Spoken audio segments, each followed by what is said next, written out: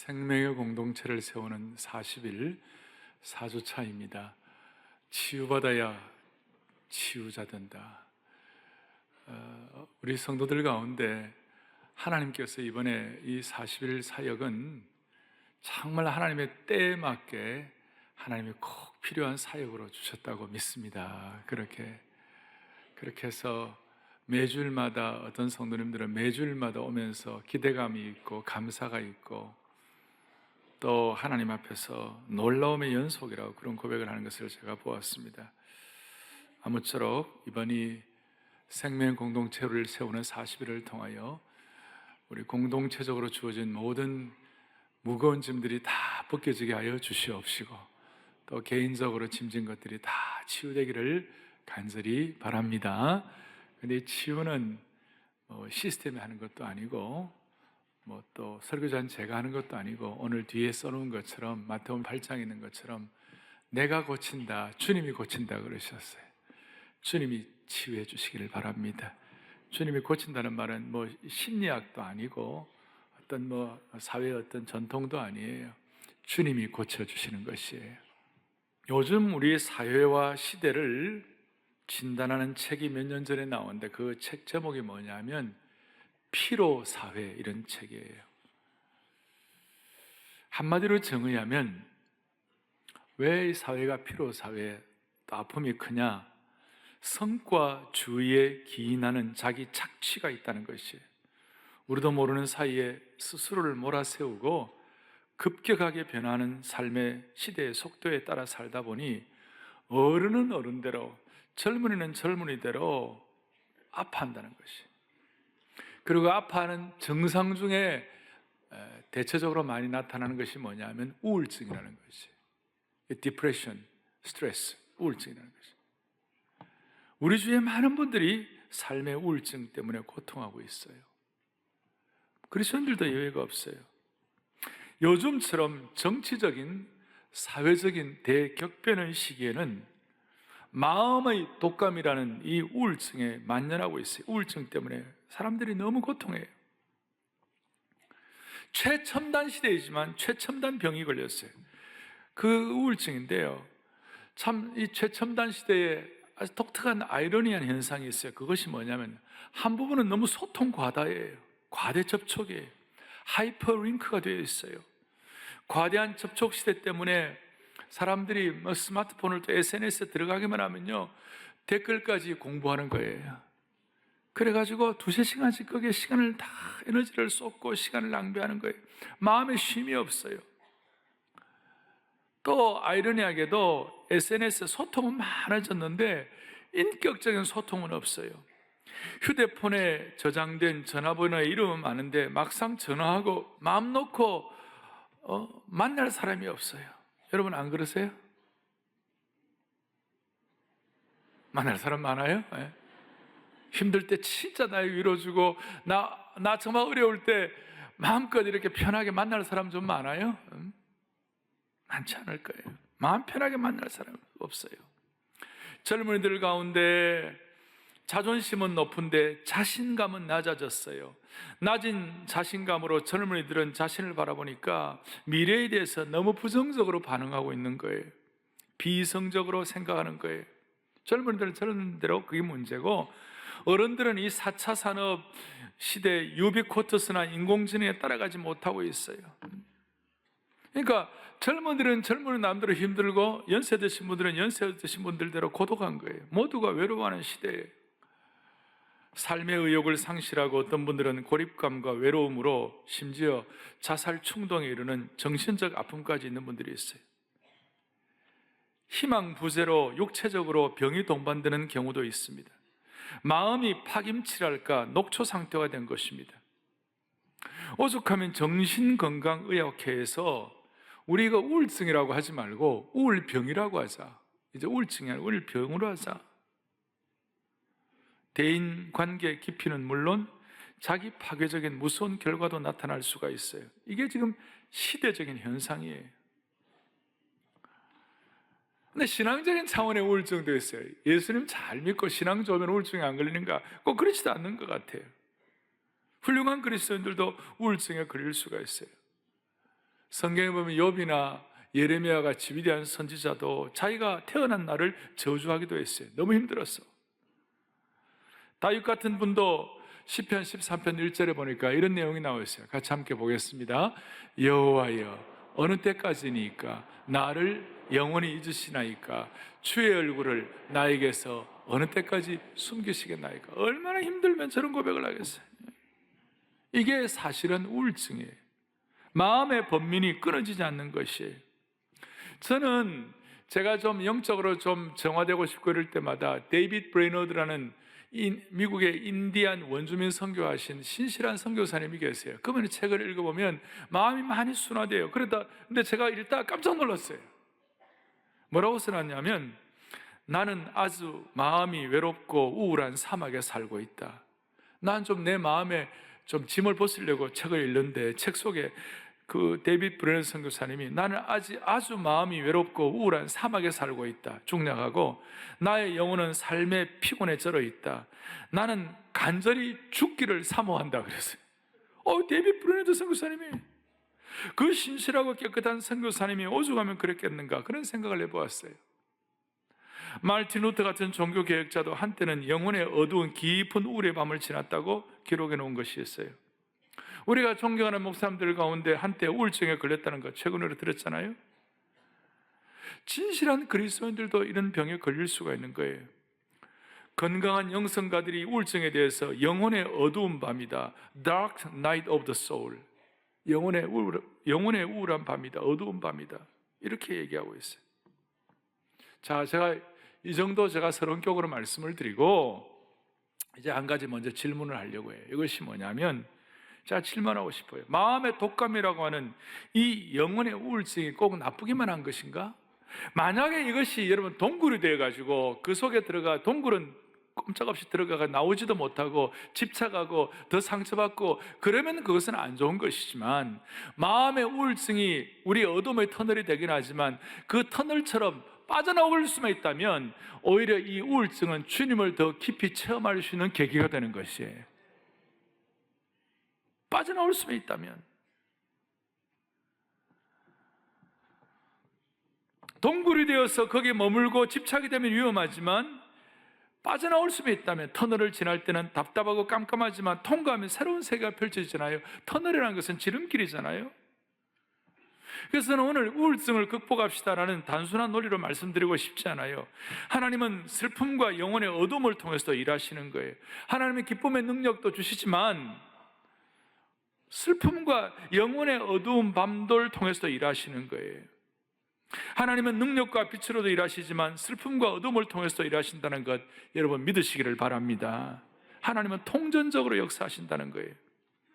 제가 한 번씩 말씀드리잖아요. 갈등이 있어요. 근데 갈등도 잘 다루면 영적 에너지가 될 수가 있어요.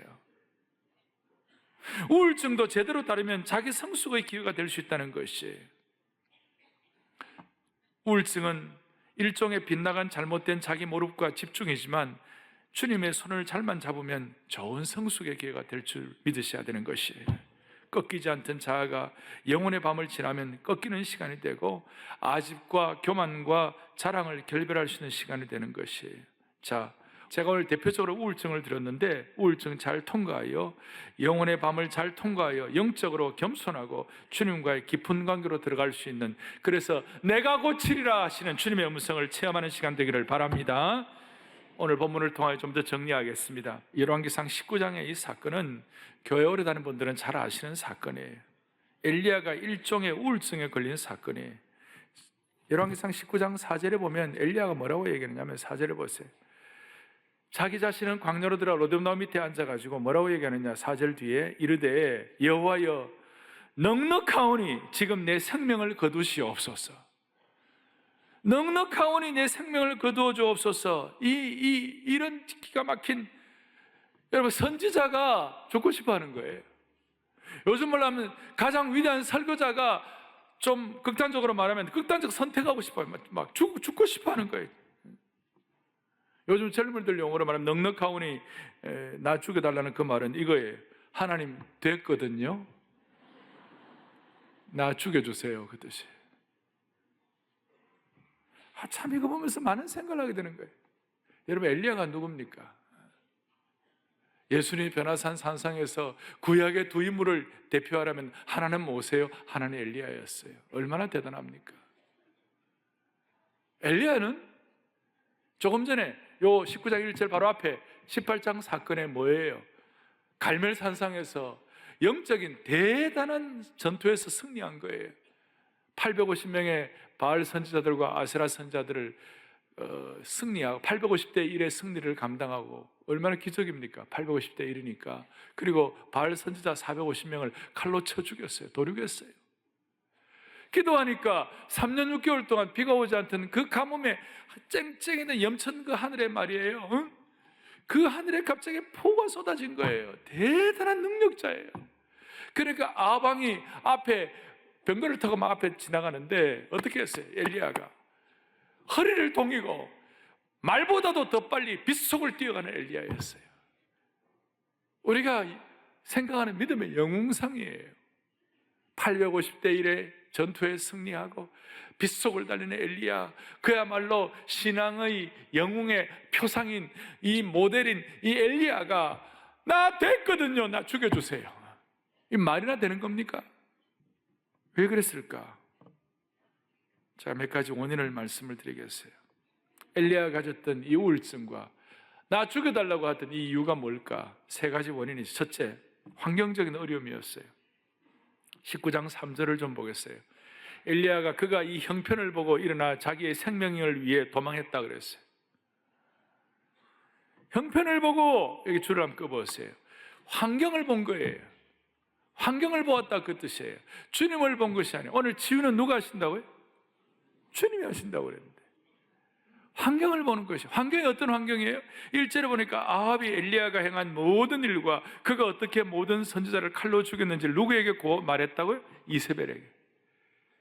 이 아합은요, 전형적인 경처가의 모형이에요. 그러니까 경처가는 그 아내에게 벌벌 긴다는 거예요. 그러니까 있었던 모든 사건을 아내에게 잘 보고하는. 왜냐하면 아내는 정말 표독한 여자였어요. 이세벨은요, 그야말로 이런 여자였어요. 남자를 벌벌벌 떨게 하는 여자였어요. 정갈 같은 여부였고 장희빈 곱하기 100배였어요. 지독한 여자였어요. 그리고 엘리야 같은 이런 사람이 이 이세벨 때문에 막 도망을 가고 막 자기 죽는다고 선언하고. 그러니까 아합이 어느 정도 이세벨을 높였냐면요, 이세벨과 아합 왕의 관계는요, 남존여비였어요. 남자가 존재하려면 여자의 비율을 맞춰야 된다, 이런 거예요. 아주 전형적인 여자 앞에 벌벌 기는, 그 여자가 얼마나 돋보고 정글같이 악하게 굴었는지 몰라요. 그러니 이 상황을 보고, 이 형편을 보고 이세벨이 자기를 죽이려고, 이세벨이 2절에 이세벨이 사신을 엘리야에게 보내가지고 너 죽인다 내가 그랬어요. 제가 한 게 아니고 이세벨이 그랬어요. 엘리야에게 보내갖고 내가 내일 이맘때에는 반드시 너를 죽이겠다. 이야, 온유월 서리가 내렸어요. 그런데 제가 참 감사한 건 뭐냐면, 사람은 지나치게 환경을 의뢰하게 되면 어리석은 기도를 하게 돼요. 그러니까 엘리야가 뭐라 했어요? 나 죽여달라고 그랬잖아요. 저는 이거 보면서 또 나름대로 은혜가 돼요. 왜 은혜가 되느냐면, 어리석은 기도를 하는데 어리석은 기도를 응답하지 않으시는 주님을 찬양합니다. 그래, 죽여줄게 하고 주님이 엘리야 죽여주면 어떻게 되겠어요? 우리 젊을 때 주여 저 남자와 결혼하게 해주십시오, 주여 저 여자와 결혼하게 해주옵소서. 그런데 그대로 응답받았으면 큰일 날 뻔했잖아요. 안 그런 분도 있지만, 환경을 보고, 환경을 볼 때 우리는 지나치게 환경을 의지하면 어리석은 기도, 과장의 기도를 하게 되는 것이. 오늘 우리 주위를 보세요. 요즘 옛날처럼 단순하지가 않아요. 옛날에는 심플하고 단순한 시대였는데 요즘에는 단순하고 복잡해요. 가상 시대가 되었어요. 인공지능 시대가 되었어요. 요즘에는 AI, 인공지능이 또 AR을 낳는, 슈퍼 인공지능이 또 AR을 낳는 그런 시대가 되었어요. 그래서 요즘은 가상현실 시대, VR 시대, 또 포스트 팩추얼 시대라 그래가지고 탈사실 시대예요. 요즘 그래서 가짜 뉴스가 너무 난무하고 있어요. 환경적으로 쉽지 않은 사회예요. 엘리야가 그랬어요. 환경적으로 형편을 볼 때 힘들었어요. 두 번째로 엘리야에게 무슨 일이 일어났습니까? 육체적인 고난, 육체적인 어려움이 있었어요. 육체적인 고통이 있었어요. 그는 갈멜산에서 브엘세바까지 가고 거기서 또 광야까지 들어가는 약 200km의 길을 혼자서 뛰었어요. 그러니까 육체가 완전히 소진되었어요. 5절에 보니까 로뎀나무 아래서 누워 잤어요. 너무 육신적으로 힘들어가지고 완전히 녹초가 되고 진액이 빠져버렸어요. 저는 참 사람이 갖는 육신의 한계가 있잖아요. 저는 육체 한계를 뛰어넘어 은혜를 받는다고 늘 믿지만 그래도 계속 안 먹고 계속 피곤하고 계속 잠 안 자고 그러면 어떤 장사가 견딥니까? 우리 가운데 그런 분들이 있잖아요. 잠 안 자고 막 불면증 힘든 분들이 있잖아요. 하나님 정말 소원하셔야 돼요. 하나님 오늘 이 예배에 참석하셔가지고 저 주님 불면증 치유해 주실 줄로 믿습니다. 그런 마음 가지고 좀 자신을 좀 스스로 정리해야 돼요. 제가 출애굽기 20장에 십계명을 보다가 십계명을 읽다가 참 마음에 와닿은 거 있었어요. 살인하지 말라, 간음하지 말라, 도적질하지 말라 이런 거는 딱 한 줄이에요. 간단한 한 줄이에요. 하이쿠처럼 딱 한 줄이에요. 그런데 안식일을 기억하여 그날을 거룩하게 지키라고. 안식일에 대한 거는요 20장 8절, 9절, 10절, 11절 넉 절이 나와요. 엄청 길어요. 뭐 10배, 20배. 왜? 우리에게 하나님이 그만큼 안식이 중요하다는 걸 아셨던 것 같아요. 타다버린 심지는 계속 놓아두면 탈 수가 없어요. 환한 불이 생길 수가 없어요. 심지의 그 끝부분을 잘라야 돼요. 끝내고 다시 시작해야 되는 것이에요. 그래서 우리 육신의 몸도 늘 finish and start. 저녁에는 푹 주무시고 아침에는 새롭게 시작하고 그렇게 finish and start가 되지 계속 힘들면 안 되죠. 오늘 밤에 여러분들 제발 연속극 11시, 12시까지 보지 마시고 그 다음에 채널을 왔다 갔다 해갖고 1시, 2시 가지 마시고 일찍 주무시고 한 10시나 9시 주무셔갖고 내일 아침 새벽 5시, 6시 다 일어나면 그냥 살만 날 거예요. 알 사람만 알기를 바랍니다. 며칠 전에 어떤 목사님이 저에게 문자를 보내왔어요. 그 목사님이 저에게 사랑하는 목사님 축하하고 감사합니다.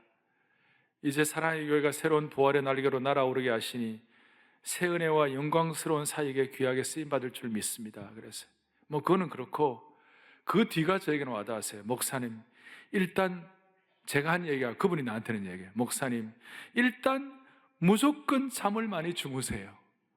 그 다음에 어리석을 만큼 오랜 수면의 시간을 가져주시기 바랍니다. 그랬어요. 나 은혜 받았어요. 이게 마음에 와닿았어요. 마음이 짐을 지고 우울하고 상처받으면 자고 싶어도 못 자잖아요. 그 목사님도 영적 전투를 하고 나중에 이제 잘 교회가 정리되고 난 다음에 이제 딱 마무리되니까 대상포진이 왔어요. 고생 많이 했어요.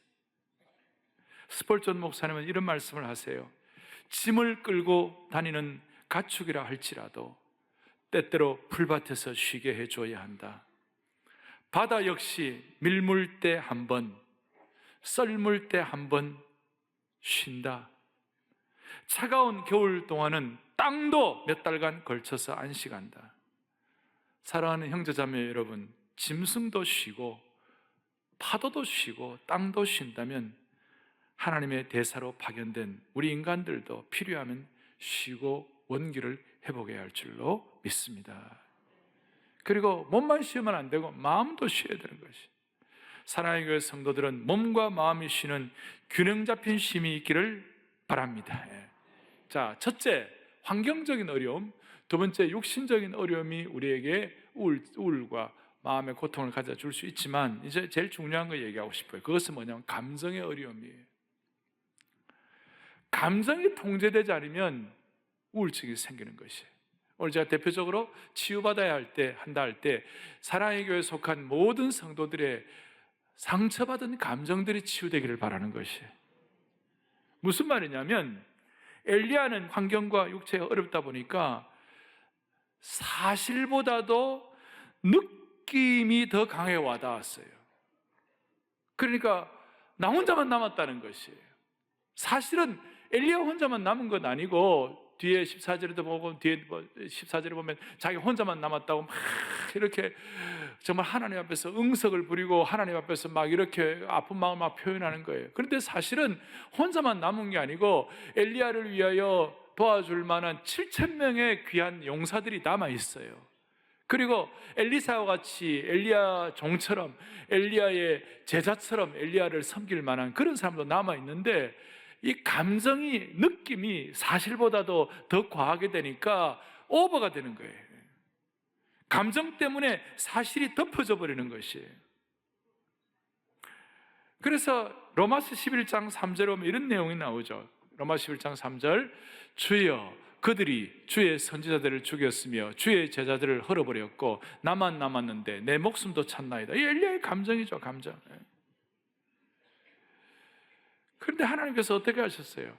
아니야, 7,000명을 남겨놓았어. 사랑하는 교우들이요, 오늘 이 귀한 치유주간 제가 드리고 싶은 말씀은 느낌은 진리가 아니에요. 그러나 우리의 삶은 많은 경우 느낌대로 사는 것이에요. 다시요, 감정은 믿을 게 못 돼요. 따라하겠습니다. 감정은 믿을 게 못 된다. 여러분, 감정은 진리가 아니에요. 감정은 진리가 아니에요. 그런데 우리는 흔히들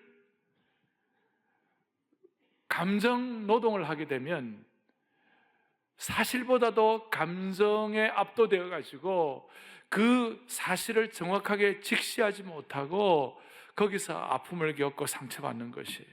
그래서 제가 참 조심스러운 분들은 감정 노동자들, 예를 들어서 예술가들, 음악가들, 미술가들, 그 다음에 또 연예인들, 이런 분들은 감정 노동하는 분들 아니에요?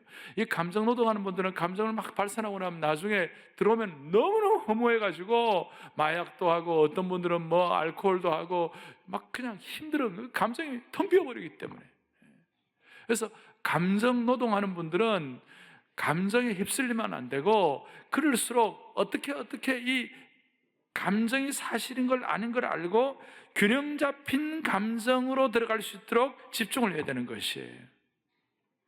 여러분, 반 고흐 같은 사람, 감정적으로 아주 탁월하고 감정적으로 센스가 지극한 사람들의 색깔 감각이 탁월하죠. 그런데 감정이 너무 그리 되니까, 컨트롤이 안 되니까 자기가 자기 길을 잘라버리는 거예요. 나중에 반 고흐가 그래 젊을 때 그냥 자기 인생 정리해버리잖아요. 그래서 우리는 반드시 이 시대를 살아가면서 감정의 균형을 잡아야 돼요. 조나단 에드워드 목사님이 감정의 균형을 잡는다는 말을 은혜로운 감정이다, 이렇게 표현했어요. 은혜로운 감정이라는 것은 그저 뜨겁게 흥분된 감정을 말하는 것이 아니에요. 은혜로운 감정에는 어색한 불균형이 없다, 이런 내용이 나와 있어요. 무슨 말이냐면, 교회 주일날 예배 드리고 은혜롭게 뜨겁게 찬양을 하고 이럴 때 그거 자체는 좋아요. 그런데 집에 가서 가족들에게 가서 막 상처 주는 말 한다, 이거는 균형 잡힌 감정이 아니라는 것이에요. 호세아 7장에 보면 뒤집지 않은 전병이 나와 있어요. 떡이 있는데 당시 유목민 사회는 그 돌 위에다가 떡을 굽는데 일정 시간이 지나가지고 탁 뒤집어 놓지 않으면 그게 한쪽은 새까맣게 타고 한쪽은 하얗게 설어 있어요. 그건 이제 어떻게 보면 영적으로 세속화를 의미하기도 하지만, 또 하나는 감정적인 부분에서 놓고 볼 때는 균형 잡히지 않는, 한쪽은 막 뜨거운데 한쪽은 서리고 있어요. 균형이 안 잡혀 있어요. 오늘 우리 주변에는 불균형한 감정 때문에 얼마나 많은 사람들이 고통하고 있는지 모릅니다. 우리 주변에 부모나 자녀들이 쏟아낸 불균형의 감정 때문에 소화가 안 되어가지고 감정의 소화불량에 걸려서 고통하는 가족들이 많아요. 우리 주변에는 부모나 자식이 서로에게 쏟아낸 불균형의 감정을 먹고 체해가지고 토하는 흔적들이 곳곳에 널려 있는 것이에요. 사랑의 교회 이 생캠 오늘 4주를 통하여 우리의 불균형의 감정이 치유되기를 바랍니다. 균형 잡힌 감정, 치유된 감정, 은혜로운 감정으로 회복되기를 바랍니다. 감정이 중요한 것이 아니라 사실과 진리가 더 중요한 것입니다. 그래서 제가 한번 정리를 해보았어요. 진리를 어떻게 느끼는 것이 중요한 것이 아니라 진리를 어떻게 붙잡고 있느냐가 더 중요하다는 것이에요. 자, 감정은 뭐가 아니라고요? 진리가 아니고. 불균형의 감정이 어떻게 돼요? 치유가 돼야 돼요. 코테이션 해가지고 나는 진리를 어떻게 느끼느냐 보다는 이 진리에 어떻게 붙잡혀 있느냐가 더 중요하다는 것이에요. 아멘. 이 진리에 어떻게 붙잡아야 돼요? 오늘 이 주일 예배 여러분들이 감정도 중요하지만 진리에 붙잡히는 시간이에요.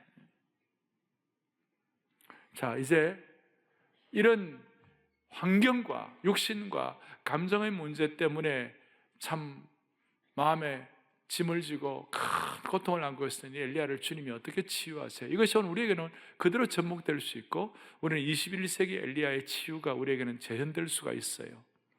두 가지예요.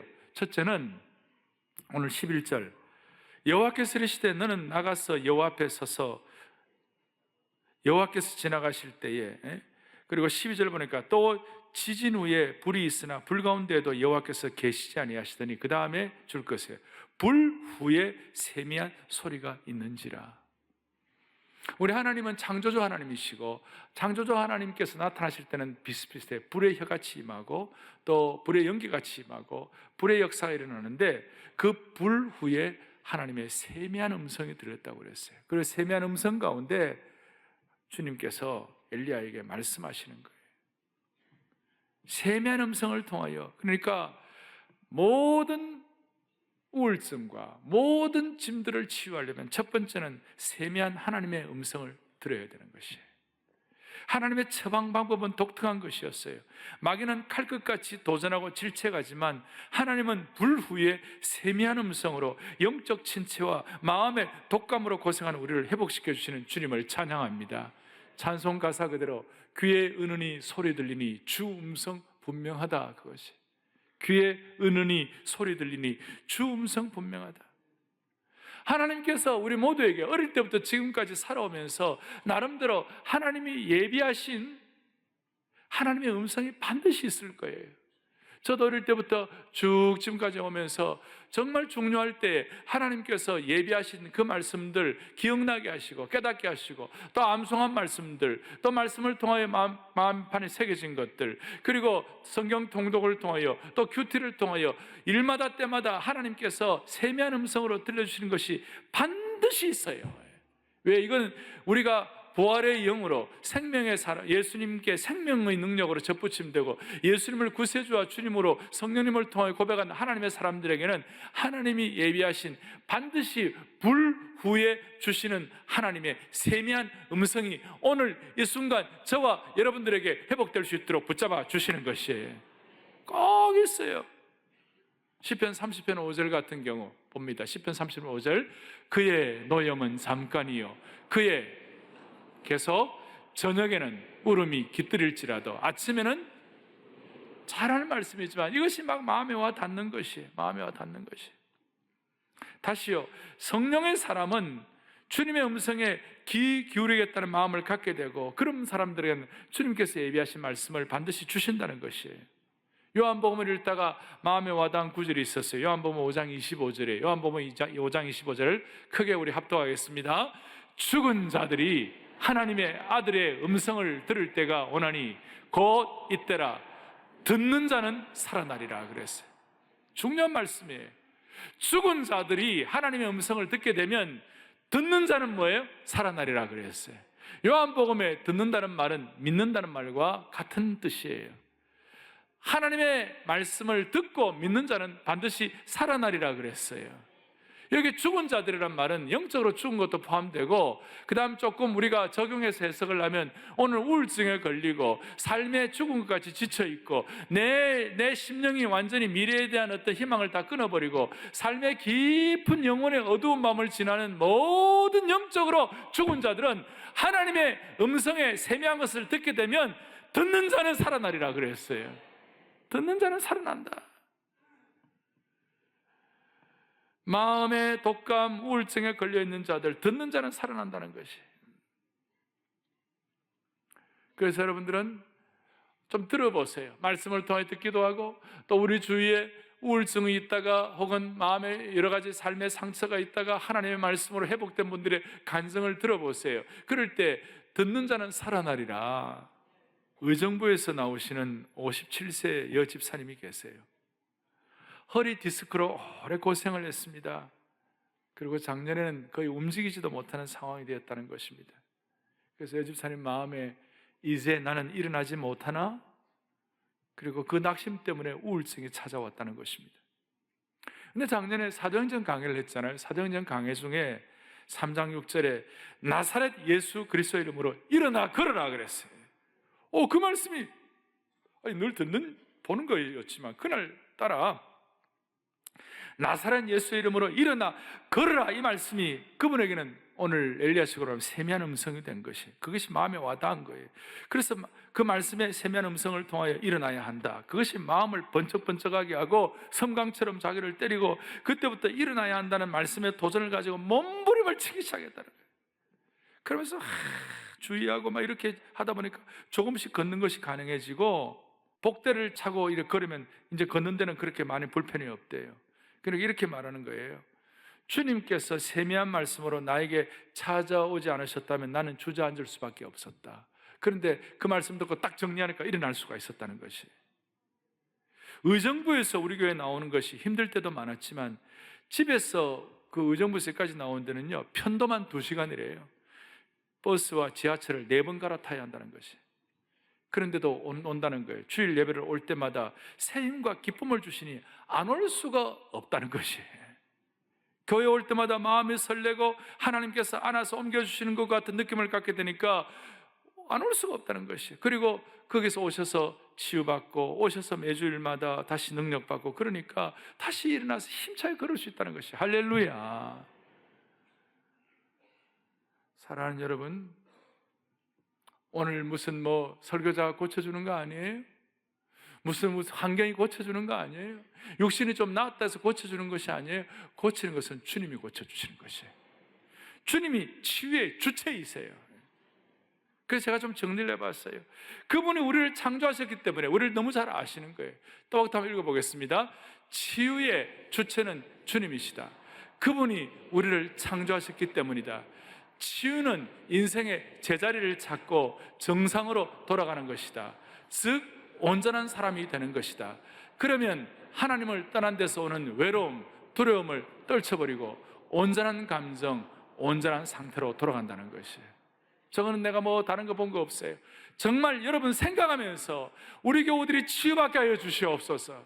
그런 마음으로 내가 고치리라 하시는, 마태복음 8장 7절에 내가 고치리라 하시는 주님이 고치신다는, 주님이 치유의 주체가 되시는, 그래서 그분을 우리는 이 시간 믿는 것이에요.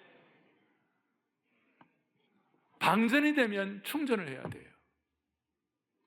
주중에 제가 5%쯤 남았는데 모르고 그냥 밤에 책상 위에다 스마트폰을 던져놔 아침에 일어나니까 새까매졌어요. 방전이 돼가지고 아예 제로예요. 제로 되니까 그냥 눌려도 켜지지도 않아요. 어떻게 했어요? 충전을 하면, 전선으로 이어서 충전을 하면 다시 회복이 되는 것이에요. 마찬가지로 우리는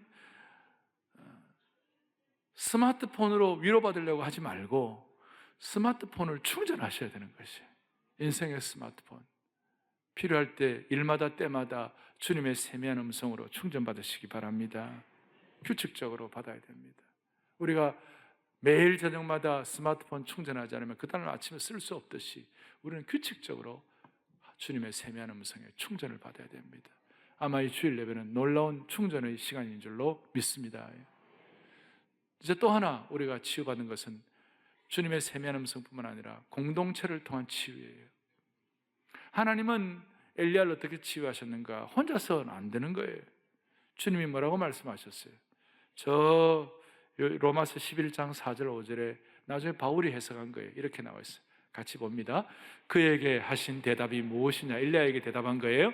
내가 나를 위하여 바알에게 무릎을 꿇지 아니하는 사람 몇 명을요?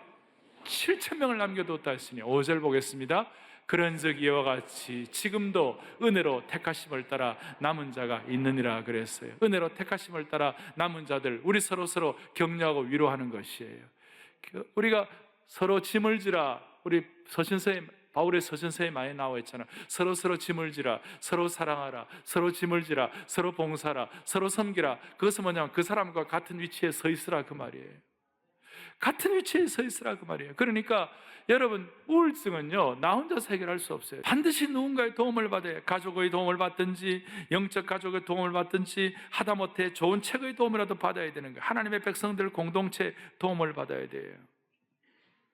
아까 제가 스마트폰이 방전되면 충전해야 되는 것처럼, 우리가 자동차를 몰고 가다가 자동차 배터리가 다 나가가지고 차가 섰을 때 어떻게 하면 좋아요? 내 혼자 해결이 안 돼요. 누군가 옆에 차가 와가지고 그 방전된 배터리를 그 사람의 배터리 가지고 이렇게 서로 이렇게 연결시켜가지고 충전될 때 둘 다 사는 것이에요. 아멘. 둘 다 사는 것이에요. 공동체를 통한 치유를 받아야 되는 것이에요. 최근에 잡지 가운데 캐나다 심리치유 저널이라고 있어요. 그 임상병원 그 병의학 저널인데요. 거기 이런 임상 결과가 나왔어요. 요즘 너무 우울증이 많으니까 어떻게 해결하면 되느냐. 그 중에 하나가, 한 달에 한 번 교회에 출석하는 사람은 교회에 출석하지 않는 사람들에 비해서 우울증 발생률이 22% 감소한다 그랬어요. 제가 매일 말고 한 달에 한 번만 출석해도, 그러면 여러분, 나는 한 달에 한 번만 나오고 22%만 우울증 감소하겠다, 이런 분 여기 계세요? 그분은 진짜 우울한 사람이에요. 이런 말을 들으면 한 달에 4번 나오면 88%네. 그 다음에 한 달에 5주 있는 주일은 거의 100%네. 이런 마음에, 그러니 저는 참 고맙게 생각하는 건요, 주일 예배만 제대로 참석해도 우울증은 극복되는 것이에요. 지금 주일 예배 제대로 참석하면 우울증 발병률이 줄어든다는 것이에요. 왜냐하면 영이 살고 우리를 위하여 누군가가 도와줄 수 있고, 누군가가, 여러분 찬송에는 봉사하는 것처럼 마음이 지쳐서 정말 힘들 때에 누군가 널 위해 기도하네. 아멘. 누군가 널 위해 기도하네. 오늘 암예배 때는 예배 마치고 난 다음에 우리 좀 같이 서로 치유를 위한 기도하고 싶은 분들 앞으로 다 나오라고 그랬어요. 치유를 원하면 나오라고 그랬어요. 그리고 우리 목회자들하고 우리 교회 이렇게 장로님들이나 기도하는 분들이 같이 기도해 드렸어요. 1부 때는 너무 오래 기도해가지고 2부 때 막 그냥 들어오는 것이 그냥 잼이 걸렸어요. 사랑하는 교우들이요, 우리 주일 예배가 이런 우울증과 우리 모든 어려움들의 치유의 현장, 공동체를 통한 치유의 현장이 되기를 바랍니다. 이제 정리하겠습니다. 치유받아 어떻게 해야 합니까? 오늘 열왕기상 19장 15절 16절 그 뒤에 보니까 엘리야가 이런 치유를 받고 난 다음에 어떻게 하나님께서 그에게 뭘 요구하시는가? 너는 돌이켜 광야를 통하여 다메섹에 가서 이르거든. 15절에 하사엘에게 기름을 부으라, 왕 삼으라, 아람 왕 삼으라. 또 16절에 여러분들 아시는 님스의 아들 예후에게 기름을 부어 이스라엘 왕이 되게 하라. 그리고 또 여러분들 잘 아시는 사바스의 아들 엘리사, 엘리야의 제자 엘리사에게 기름을 부어 너를 대신하여 선지자가 되게 하라 그랬어요. 우울증 치유하면 뭐 하시겠어요? 우울증 치유하고 춤을 추시겠어요? 우울증 치유하고 하루 5끼 잡수시겠어요? 우울증 치유하고 날마다 방방 웃겠어요?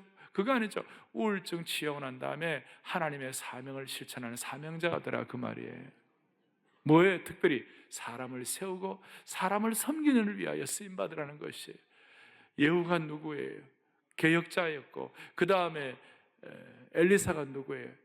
그 이스라엘의 병거와 마병이 될 만한 하나님의 사람을 세운 거 아니에요? 오늘 우리 한국 사회에 만연한 이 사회의 우울증들을 우리가 치유함으로 말미암아 주여 하나님의 사람들을 세우게 하여 주십시오. 다음 세대를 세우게 하여 주십시오. 우리의 기도를 통하여 우리 민족의 지도자가 올바로 세워지게 하여 주시옵소서.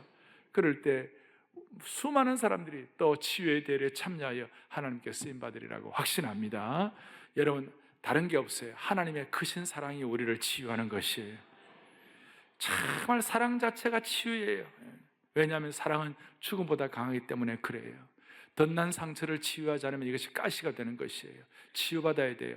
같이 한번 앞에 제가 정리를 해놨으니까 같이 한번 읽고 우리 기도하겠습니다. 같이 보겠습니다. 하나님의 크신 사랑을 받으면 사랑 자체가 치유가 된다. 왜냐하면 사랑은 죽음보다 강하기 때문이다. 만약 치유가 안 되면 계속 상처를 줄 것이다. 덧난 상처는 남에게 가시 역할을 할 수밖에 없다. 우리는 하나님의 참된 사랑의 수혜자가 되어 시대를 치유해야 한다.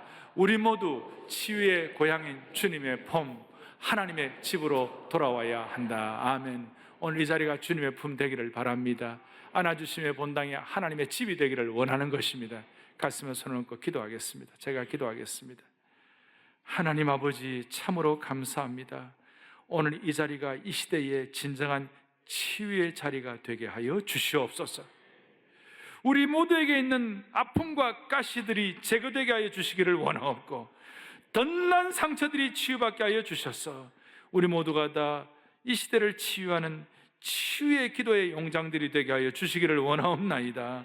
환경적으로, 감정적으로, 육신적으로 고통당하는 분들, 우리 주위에 있는 분들, 주님의 세미한 음성을 듣게 하여 주시옵시고, 안아주심의 본당에서 공동체를 통한 참된 치유를 경험하게 하여 주시기를 소원하옵나이다.